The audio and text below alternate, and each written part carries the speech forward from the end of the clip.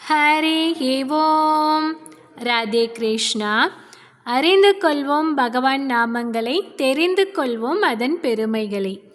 பகுதி 119. இந்த பகுதியில் 126வது திருநாமத்தை பார்க்க போகிறோம். இது விஷ்ணு சகஸ்ரநாமத்தின் 14வது ஸ்லோகத்தில் வருகிறது. ஸ்லோகம் 14. சார்வக சார்வ வித்பானோர் விஸ்வக்சேனோ ஜனார்தனக வேதோ வேத விதவ்யங்கோ வேதாங்கோ வேதவித்கவிஹி. 126வது திருநாமம். ஓம் பானவே நமக. மாறாத இளமையோடு ஒளி வீசுபவர் என்று இதற்கு பொருள். இதை சுவாரஸ்யமான ஒரு கதையிலிருந்து பார்க்கலாம். அதாவது, திருவல்லிக்கேணி பார்த்தசாரதி பெருமானுக்கு எப்படி மீசை வந்தது என்ற நிகழ்ச்சியிலிருந்து பார்க்கலாம். சோனிதபுரம் என்ற நாட்டை ஆண்ட பானாசுரனின் மகள் உஷா என்பவள். பானாசுரனின் அரண்மனைக்கு விருந்தாளிகளாக பரமசிவனும் பார்வதியும் ஒரு சமயம் வந்தார்கள். அப்போது பார்வதி தேவி பானாசுரனின் மகளான உஷாவிடம், நாளை விடியற்காலை உன் கனவில் ஓர் ஆண் அழகன் தோன்றுவான். நீ அவனையே மனம் புரிந்து கொண்டால் உன்னுடைய வாழ்க்கை நன்றாக அமையும் என்று ஆசிர்வதித்தார். பார்வதி தேவி சொன்னபடியே உஷாவின் கனவில் ஒரு ஆண் அழகன் தோன்றினான். காலை எழுந்தவுடன் இதை தன் தோழி சித்ரலேகாவிடம் கூறினாள். அதாவது, பார்வதி தேவி ஆசிர்வதித்ததையும் அதே போன்று ஒரு ஆணழகன் தன் கனவில் வந்ததையும் கூறினாள். சரி, கனவில் வந்த ஆணழகனை எப்படி கண்டுபிடிப்பது, எப்படி மனம் புரிவது என்று கேட்டாள். அதற்கு சித்ரலேகா, உலக மகா அழகர்களின் படங்களை நான் வரிசையாக வரைகிறேன். அவர்களுள் உன் கனவில் வந்தவன் யார் என்று நீ சொல் என்று சித்ரலேகா சொன்னாள். ஆம், சித்ரலேகா ஓவியக்கலையில் வல்லவள், அதனால்தான் அப்படி சொன்னாள். ஒவ்வொரு அழகனாக வரையத் தொடங்கினாள் சித்ரலேகா.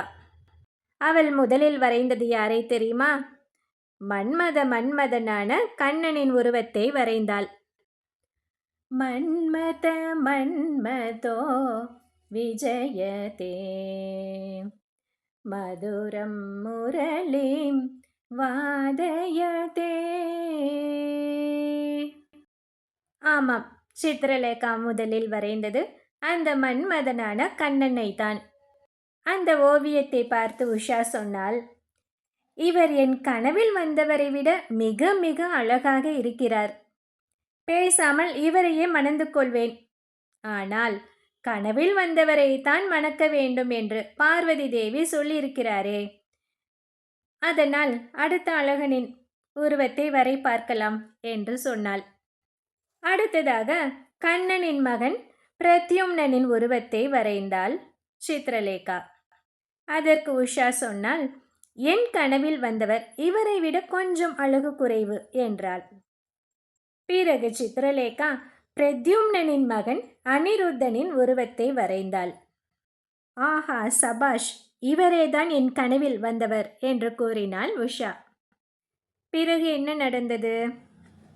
துவாரகையில் உறங்கிக் கொண்டிருந்த அனிருத்தனை கட்டிலோடு சோனிதபுரத்திற்கு கொண்டு வந்தாள் சித்ரலேகா. உஷாவின் அந்தப்புரத்தில் அனிருத்தன் பானாசுரனுக்கு தெரியாமலேயே வசித்து வந்தான். எத்தனை நாட்கள் தான் அப்படி தெரியாமல் இருக்க முடியும்? ஒரு நாள் பானாசுரன் அனிருத்தனை உஷாவின் அந்தப்புரத்தில் பார்த்தான். பார்த்து கடும் கோபம் கொண்டு அவனை சிறை பிடித்தான். இந்த செய்தியை கேட்ட கண்ணன் பெரிய யாதவ சேனையை திரட்டி வந்து பானாசுரனை போரில் வீழ்த்தி உஷாவையும் அனிருத்தனையும் துவாரகைக்கு அழைத்து வந்து அவர்களுக்கு திருமணத்தை நடத்தி வைத்தான் கண்ணன். இந்த சரித்திரத்தை வேதவியாசர் ஸ்ரீமத் பாகவதத்தில் தசமஸ்கந்தத்தில் 62வது அத்தியாயத்தில் 35 ஸ்லோகங்களாகவும், அடுத்து 63வது அத்தியாயத்தில் 53 ஸ்லோகங்களாகவும் மிகவும் விளக்கமாக சொல்லியிருக்கிறார். இப்படி கண்ணன் திருமணம் நடத்தி வைத்து விட்டான். அந்த திருமணத்திற்கு வந்திருந்த சித்திரலேகா ருக்மிணி தேவியை பார்த்து, பார்வதியால் நீங்கள் பிழைத்தீர்கள் என்றாள். அதற்கு ருக்மிணி, என்ன சொல்கிறாய் நீ என்று கேட்டாள்.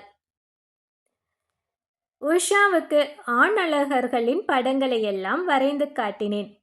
அப்போது முதலில் உங்கள் கணவரான கண்ணனின் படத்தை வரைந்த போது அவர் மிகவும் அழகாகவும் இளமையாகவும் இருப்பதாகவும் அவரையே தான் மணக்க விரும்புவதாகவும் உஷா கூறினாள்.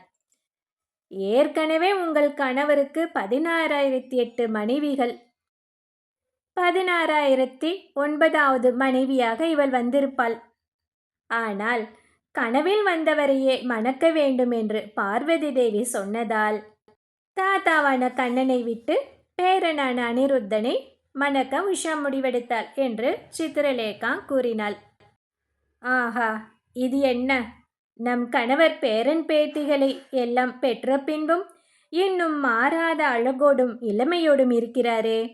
இவரது பேரனை மணக்க வேண்டிய பெண்கள் கூட இவரது அழகில் மயங்குகிறார்களே என்று சிந்தித்த ருக்மிணி, இந்த கண்ணனுக்கு வயதாகிவிட்டது என்பதை இந்த உலகுக்கு காட்ட வேண்டும் என்று திட்டமிட்டாள். அதனால் கண்ணனின் திருமுகத்தில் வெண்ணையால் மீசையை வரைந்து விட்டாள். அதுதான் திருவல்லிக்கேணி பார்த்தசாரதி பெருமாள் முகத்தில் இருக்கும் வெள்ளை மீசை. அந்த திருவல்லிக்கேணியில் பார்த்தசாரதிக்கு அருகே அவரது மகன் பிரத்யும்னன், பேரன் அனிருத்தன் ஆகியோர் இருந்தாலும் பார்த்தசாரதிதான் அவர்களை விட இளமையாக தெரிகிறார். இவர் மற்றவர்களை விட மூத்தவர் என்பதை காட்டவே இந்த வெள்ளை மீசை ஏற்பட்டது. இப்படி மாறாத அழகோடும் பொலிவோடும் இளமையோடும் ஒளி வீசும் திருமால் பானு என்று அழைக்கப்படுகிறார். இந்த 126வது திருநாமத்தை தினமும் சொல்லி வந்தால் பக்தர்களின் உடலும் மனமும் எப்போதும் இளமையாக இருக்கும்படி திருமால் அருள் புரிவார். அடுத்தது 127வது திருநாமம். ஓம் விஸ்வக்சேனாய நமக. இந்த 127வது திருநாமத்தில் காசிராஜனின் மகன் சுதக்ஷிணன் என்ன திட்டம் செய்தான் என்று அடுத்த பகுதியில் பார்க்கலாம். ஹரி ஓம்.